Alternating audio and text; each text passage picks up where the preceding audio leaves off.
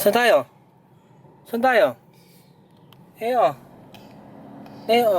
tayo pupunta ngayon? Arken Oasis! Yay!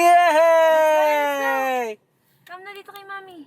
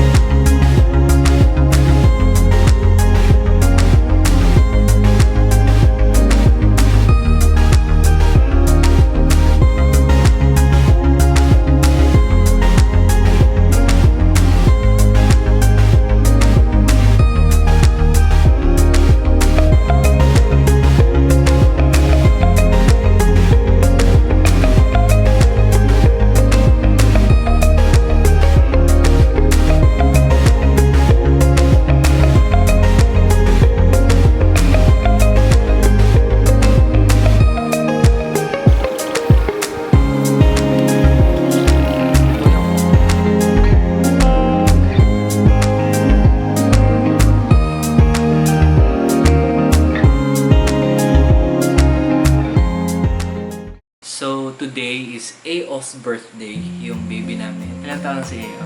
4. Ang bilis. Ang bilis. 4 years old na siya. Yung first birthday niya, nasaan tayo nun?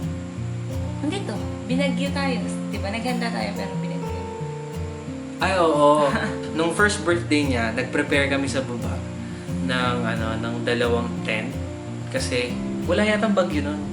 Meron. Hindi, Walang bagyo pero... Walang bagyo nun. So, naglagay lang ng tent kasi syempre, outdoor yun. Tapos, biglang, may video okay pa, idol. Wala tayong video. Tapos, biglang bumagyo ng todong-todo. Matindi as in. Blessing yun. Blessing pala yun. Tapos, nung second birthday niya, pinag-birthday namin si Ao sa Singapore. So, ang nangyari nun, libre siya papunta. Pabalik may bayad. Pabalik na bayad siya bumbu. Kasi syempre 2 years old na siya. And dinala namin siya sa Universal Studios kung saan nandun yung favorite niya na cartoon character. Cartoon character ba? Si Elmo? Hindi ko alam eh. Basta si Elmo po ang kanya favorite. Wow!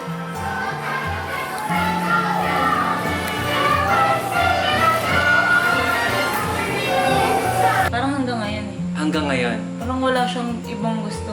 Oo na Kahit anong i-introduce sa kanya, wala. kahit sila Mickey o kaya yung mga pinakabago ngayon, wala, kahit yung mga Superman, ayaw din niya naglalaro ng mga ganun. Ang gusto lang niya yung toy niya na si Elmo. So, lately nakita namin yung lumang toy niya. Kay Sab pa siya eh. Okay, saan pa Kay siya? Sab pa siya. So, kung gusto niyo mapanood yung travel vlog namin sa SG, nandyan lang yan, sa description sa baba. And shout out kay Ninong Glenn. Uy, belated happy birthday po. Belated happy birthday po. Isa siya sa mga nag-sponsor ng pagpunta namin doon. At shout out din sa mga ninongs na nagsipunta nung birthday ni Ao sa SG kay Ninong Attorney Cesar, tsaka kay Ninong Earl. Yan, kamusta po kayo? Yun. Let's go back to Ao. Hindi pa nagsasalita si Ao hanggang ngayon. 4 years old. Nagsasalita siya pero sobrang mabibilang mo lang sa kamay yung Like, kay Mami, Daddy, pera. pera, Diba? mamam, Ate, mama. banana, Ano yung kanina? May sinabi siya kanina eh. Food.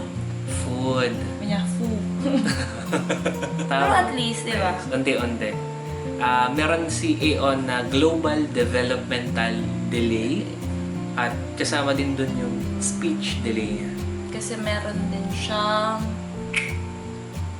bilateral mild hearing loss. Loss. Yan. Pero nasa proseso pa kami ng pagtuklas kung ano talagang meron dun sa tenga Tenga niya. niya. Pero yun yung initial na diagnosis sa kanya, yung bilateral hearing loss. Well, si AO, mahilig siyang mag-drawing at mag-painting. May siya kumanta. Aminin natin yun kahit hindi pa siya nakakapagsalita. Parang mara siya talaga sa akin.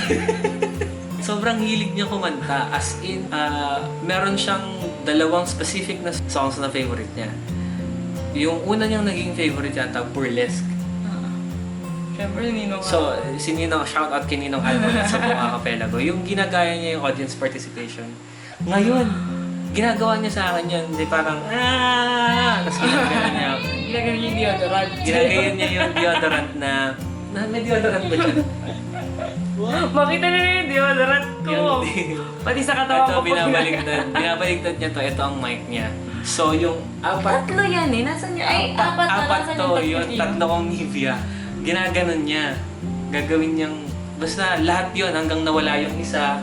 Tapos yung isa nasira yata niya, sumingaw, parang gano'n siya. Tapos yung second song na favorite niya, yung song na sinulat, nilikha ng ka-birthday din niya na si Mr. C, ang The Coconut Nut. As in, favorite din niya yun. Mag-i-intro pa lang yung song. Tapos hindi ko din alam kung paano niya nare-rewind yung song. Nagugulat kami, nababalik niya yung song, uulit, basta gano'n lang siya ng gano'n. Yung anong tagal, yung choreography namin, ginagaya niya. So, favorite niya yung Coconut. Sobrang hilig niya kumanta talaga. Rinig ng kapitbahay, bes! Tapos hanggang ngayon, for Halos 5 days na siyang 5 days na siyang malat kasi kanta siya ng kanta. Yung dalawang songs lang na yun, ulit-ulit siya. Tapos haharap siya dun sa ref namin, titignan niyo yung reflection niya. Doon siya sumasayaw, parang audience niya. So, very good siya. Sobrang very good siya. Ngayong birthday niya, may May plano. plano, hindi lang lalabas. Siyempre, bawal lumabas. Bawal lumabas dahil ngayon ay mahigit isang buwan na, a month and a few days siguro, na naka-quarantine dahil sa COVID-19. Meron kaming plano na mag-celebrate ng birthday ni Ino, pero Kami syempre, lang kasi. hindi tayo pwedeng lumabas. So, dito muna, isa-celebrate natin yung birthday ni Ino. So, dahil din dito sa pandemic na to, na-stop yung therapy ni Ino. Yung speech and occupational therapy ni Ino. Pero syempre tuloy pa rin, di ba, minomonitor ko. Minomonitor siya ng mga teachers niya. So, shout out kay Teacher Bernard and Teacher Ben. So, nagsisend kami sa kanila. Well, kay Teacher Bernard, nagsisend kami ng mga activities niya. Makikita niyo yung mga activities niya sa susunod na vlog. Kanyang A Day in a Life. Si AO, very proud kami kay AO kasi sa sobrang murang edad niya, dami-dami na niyang na-experience. As in, sobrang dami na niyang na-experience na hirap at sakit. 4 years old pa lang siya, pero una siyang na-hospital nung 2 years old siya. At na-vlog ko rin yata yun na na-hospital siya dahil sa gastritis. Pangalawang beses na na-hospital siya. Ilan taon siya? 2 years. Tanda ko yun. 2 and 6 months. Anong month nangyari yun? November 13, 2018. Yes. So, ang nangyari nun, parang galing ako sa gig sa Kabanatuan. So, sobrang puyat ako. Pag uwi ko, tulog lang ako hanggang umaga. Saya pa ng gabi. Ang saya pa namin ng gabi. Pati morning, di ba? Yeah. Tapos, paggising ni Mami, Aina, nung morning, so syempre meron siyang mga kailangan gawin, like magluto, mag-asikaso and all. Ako, tulog lang ako. Tapos si AO, parang kakagising lang niya nun. Ginising niya ako, sabi niya, parang gusto niyang makipaglaro or gusto niya lumabas. Parang kahapon lang nangyari, no? Parang sobrang fresh pa sa isip mo. Totoo. Tapos ang nangyari nun, so ang ginawa ko, binuksan ko yung pinto, sabi ko, sige labas ka muna, matutulog lang si Daddy. Babawi ako, promise. Hindi ko makakalimutan yung sinabi ko. So nakatulog lang ako ng mga ilang minuto lang yata, narinig ko naghihiyawan na. Tapos, merong hindi inasang pangyayari. So, nagluluto kasi ng ulam So, naupuan niya yung ulam, na balian siya, nagkaroon siya ng Second to third degree. sa hips niya, third degree burn. Pero the rest, nung sa hita niya and sa buttocks niya, second degree burn. So, yun yung pangalawang beses na na-hospital siya. Na-hospital kami for 2 weeks. It's almost 1 month. Yun. Hindi siya natutulog. Pinakamahabang tulog na niya yung 30 minutes. even yun sa hospital nun, parang tuturukan siya ng pampatulog. Painkiller, pampatulog, Pero pampakalma, lahat na naturok. Pero 10 to 15 minutes lang siya matutulog. Tapos doon ko nasuman na parang umiiyak siya ng mga 18 to 20 hours a day. Iiyak lang siya, gigising lang siya para umiyak. Wala nang luha. hanggang sa puputok yung ugat. Lipat yung zero, puputok yung ugat, di ba? Kasi Sa, bugbog na. wala na siyang maiiyak, wala na siyang pakialam kahit tusok-tusukan siya. So, sobrang pagod. Grabe talaga yung experience na yun. Yeah. Pero habang nandun ka, di ba, parang excited ka na. Alam mo yun, yung malagpasan niya yung, Yeah. di ba? At hindi ko makakalimutan yung time na sinundo namin si Eo. Pagsakay niya ng kotse, ngumiti siya talaga. Nung nakalabas siya talaga, pagsakay niya ng sasakyan. May video ko. So, May video ka? meron. So, ito yung video. Asus, tagal ko inantay yung ngiti na yan eh. Oh, tagal yan eh. Pangatlong beses naman na na-hospital siya. Nito lang, 2020. Anong month yun? Grabe. Anong month yun? January, kakapasok lang ng taon. January 4 na hospital si Eo kasi na-hospital siya dahil sa gastritis ulit. Gastritis ulit yung sa kanya, diagnosis sa kanya kasi ang nangyari nun, sobrang favorite kasi niya talaga fruits. As in fruits and vegetables, kumakain siya. Wala siyang problema kahit anong mangyari. Ang paborito niyang fruits ay banana and Orange. orange. Apple, kumakain din siya. Lahat naman kinakain Oo. niya pero... Ang nangyari nun, yung mga handa natin na Oo, natira niya. Parang dalawang net yung nakain niya. na Cat-cat. kiat-kiat. So, yun, doon na nag-start na nag-vomit siya. Tapos nang hina siya. Naasiman yung siya. Oo. Wala Sa siyang term ng mga matatanda, di ba? Nabales, nausog, napaglihan. Yun yung term kasi ng mga matatanda. Parang hindi pang birthday yun, parang nag-storytelling tayo.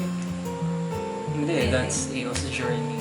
Kaya sobrang proud kami kay Eo kasi lahat ng pagsubok, kahit hindi niya naiintindihan yung mga nangyayari sa ngayon, talagang lumalaban siya. Yung nakikita namin sa kanya na ang strong niya, no? Parang hindi siya yung magrereklamo. Pero parang kahit pag nakaswero siya, parang Wala, higa lang siya. higa lang siya, tatawa. Actually, manonood lang siya sa inyo. Pero mahirap talaga pag may sakit ang part. Lalo sa part niya kasi hindi naman siya. Alam mo yun, hindi naman niya masasabi kung anong masakit. Kaya ngayon pa lang, kahit bata pa lang siya, talagang masasabi ko na warrior siya. Warrior talaga si Eo. Sige, mag-message ka na. So, ang message ko para sa iyo, Eo, ipagpatuloy mo yung pagiging warrior mo.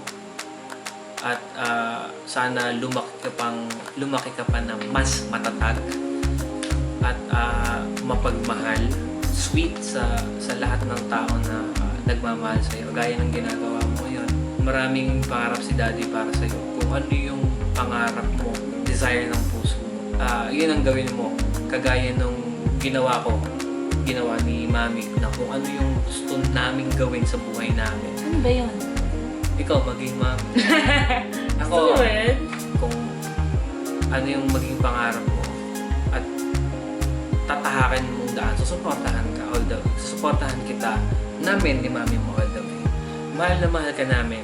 Hindi na kami makapaghintay na makapagsalita ka na makausap ka na namin, na alam mo yun, yung magkaroon ng conversation, yung kahit... Masasabi na niya yung gusto niya, yung... Alam mo yun, yung Oo, masasabi na niya yung gusto niya na kung ano yung gusto niyang kainin. kailangan niya, yung mga kailangan niya. Ano yung mga gusto niya, saan niya gustong pumunta, o kaya ano yung makati, ano yung masakit, di ba?